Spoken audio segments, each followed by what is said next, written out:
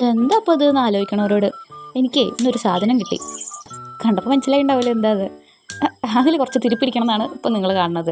കണ്ടോ, ഇതിപ്പോൾ എന്താ ചെയ്യേണ്ടതെന്ന് എനിക്ക് വലിയ പിടുത്തൊന്നുമില്ല.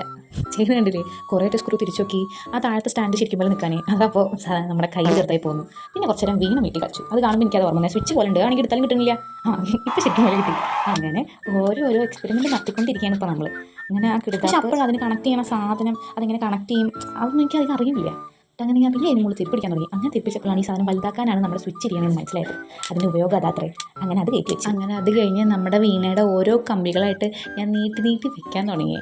അങ്ങനെ അത് മനസ്സിലായി. പിന്നെ ഇതൊക്കെ യൂട്യൂബിൽ നിന്നുണ്ട് മോളെ, അതൊന്ന് പോയി നോക്കുമെന്ന് പറയുന്ന ആൾക്കാരോട് ഉണ്ട്, എനിക്കറിയാം. പക്ഷേ എൻ്റെ കയ്യിലിരിക്കുന്ന മോഡലും തമ്മിൽ നല്ല വ്യത്യാസമായിരുന്നു. ഞാൻ കുറേ റെഫർ ചെയ്തിരുന്നു. അങ്ങനെ പറഞ്ഞു പിടിച്ചും അവസാനം ഭാഗത്തേക്ക് എത്തി ഗൈസ്. പക്ഷേ ഈ സാധനം എങ്ങനെ പിടിച്ച് തിരിയണം എന്ന് എനിക്കറിയില്ലായിരുന്നു. കാരണം എല്ലാത്തിനും സ്ക്രൂ ഉണ്ട്. പക്ഷേ ഇതിന് മാത്രം ഇപ്പോൾ ടൈറ്റ് ചെയ്യാൻ സ്ക്രൂ കാണില്ല. അവിടെ ഒരു സ്ക്രൂ കാണാണ്ട്. എന്നിട്ട് ഞാനത് മെല്ലെ തിരിച്ചു, വരുന്നില്ല. പിന്നെ തിരിച്ചു.